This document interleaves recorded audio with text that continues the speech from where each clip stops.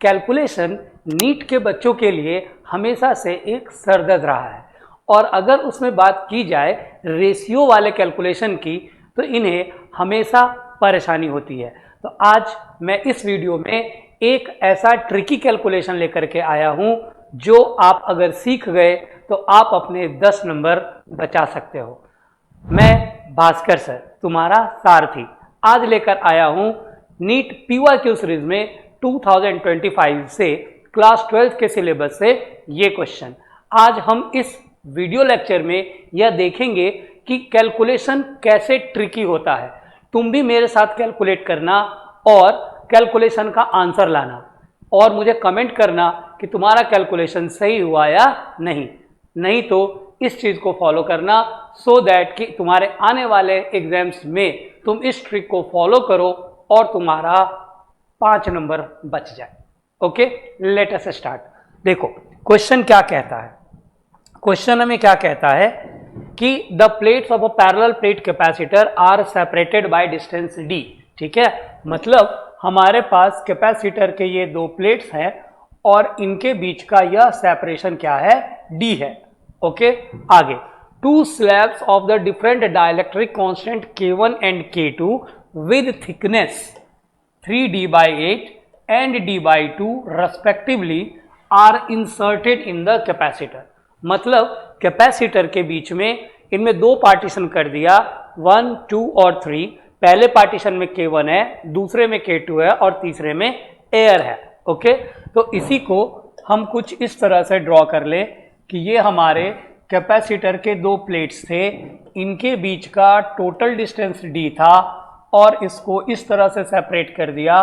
पहले वाले में K1 रखा जिसकी थिकनेस 3d/8 है, दूसरे वाले में K2 रखा जिसकी थिकनेस d/2 है, तीसरा हमारा एयर है और इसकी थिकनेस आप इसको सॉल्व करो तो यह आपको आ जाएगी d/8। Is that clear? अब आगे पढ़ते हैं question. Due to this the capacitance becomes 2 times larger than when there was nothing. मतलब इसका जो इक्विवेलेंट कैपेसिटेंस होगा यह 2 times ऑफ दिस C होगा। ये हमको क्वेश्चन में गिवन दे रखा है। Is that clear? अब आगे कहता है कि if K1 is equals to 1.25 times of K2 then find the value of K1। तो जी हाँ, ये नीट का ही सवाल है जो 2025 में पूछा गया था। Is that clear? तो चलो इसको सॉल्व करते हैं। अब यहाँ पर इसकी वैल्यू ε0 a/d हो जाएगी, हम सभी लोग जानते हैं। तो यहाँ पर इसका आंसर 2ε0 a/d हो जाएगा। अब आगे बढ़ते हैं। यह जो कॉम्बिनेशन है यह तुम्हें कैसा कॉम्बिनेशन दिख रहा है? तो यह जो तीनों पार्टीशंस हैं यह मिलकर 3 कैपेसिटर बनाएंगे और तीनों कॉम्बिनेशन कैसा होगा, सीरीज में। ठीक है, तो यहाँ पर जो कॉम्बिनेशन तुम C इक्विवेलेंट लिखोगे तो C1 plus C2 plus C3 कुछ ऐसा लिखोगे। अब इस फॉर्मूले से इनकी वैल्यू पुट कर दो। C इक्विवेलेंट की जगह 2ε0 a/d लिख दो और यहाँ C1 की जगह K1 ε0 a/d की जगह क्या लिखोगे, 3d/8 प्लस K2 की जगह तुम क्या लिखोगे, यहाँ पर K2 ε0 a/d की जगह क्या लिखोगे, d/2 और फिर वापस थर्ड पार्ट के लिए ε0 a/d/8। अब यहाँ पर देखने के बाद तुमको ऐसा लगेगा कि यह कैलकुलेशन तो काफ़ी इजी है, तुरंत हो जाएगा। ट्राई योर सेल्फ करके देखना, आंसर नहीं आएगा। ओके, अब यहाँ देखो ध्यान से कि आंसर कैसे आएगा। ओके, अब यहाँ पर तुम 2ε0 a/d is equals to K1, sorry यहाँ पर तुम ε0 a/d कॉमन ले लो। ε0 a/d तुमने कॉमन ले लिया तो यहाँ से तुमको बचेगा K1/3d/8।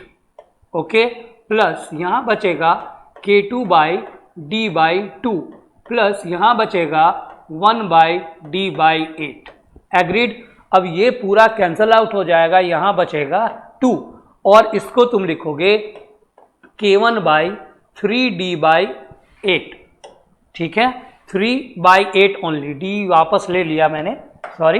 तो यहाँ से इन d को हटा दो, यहाँ से इस d को हटा दो क्योंकि d हमने कॉमन ले लिया है। तो यहाँ इस डी की कोई ज़रूरत नहीं है। यहाँ पर हम क्या करते हैं, 1 लिख देंगे, 1 और 1। तो अब यहाँ से तुम्हारा ये आ जाएगा K1/3/8 प्लस यहाँ आ जाएगा K2 1/2 प्लस यहाँ आ जाएगा 1/1/8।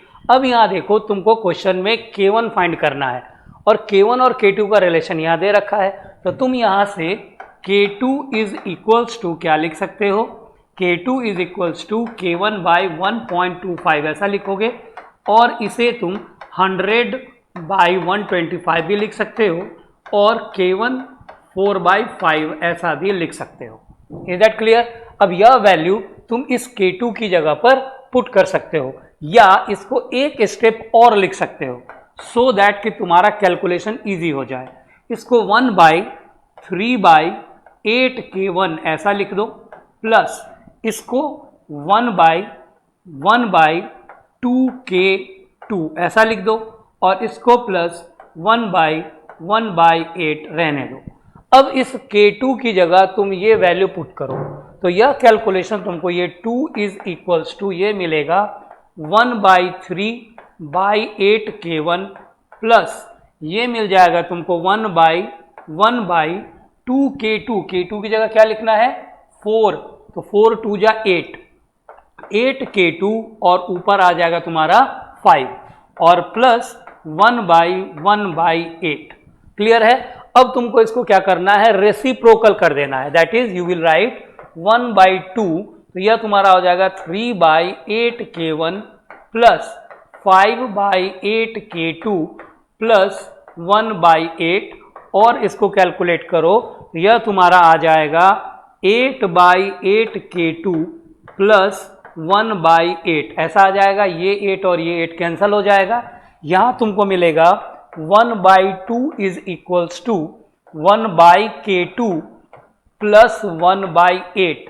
अब इसको तुम लिख सकते हो 1/K2 इक्वल्स टू 1/8 माइनस 1/2 ऐसा लिख सकते हो और अब इसको यहाँ कैलकुलेट करोगे तो 1/K2 is equals to 1/2 minus में आएगा, उल्टा लिख दिया मैंने, यहाँ पर तुम्हारा आ जाएगा 1/2 माइनस 1/8 और यहाँ लिखोगे 8 माइनस 2/8 दैट 16 एलसीएम ले लेंगे तो यह हो जाएगा तुम्हारा 6/16।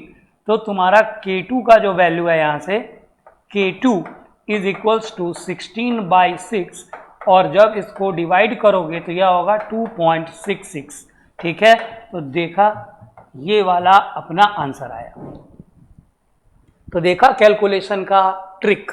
अगर तुम इसको यहीं से वैल्यू चेंज करके K1 की वैल्यू लाओगे तो तुमको इसमें से एक भी आंसर नहीं आएगा। तो अगर तुमने इन चीज़ों को नहीं समझा, नहीं सीखा ड्यूरिंग द रेशियोज क्वेश्चन, तो इतना इजी क्वेश्चन भी तुमको -5 दे सकता है। -5 का मतलब होता है 5000 रैंक पीछे, तो शायद तुम्हारा किसी कॉलेज में एडमिशन ना हो। Is that clear?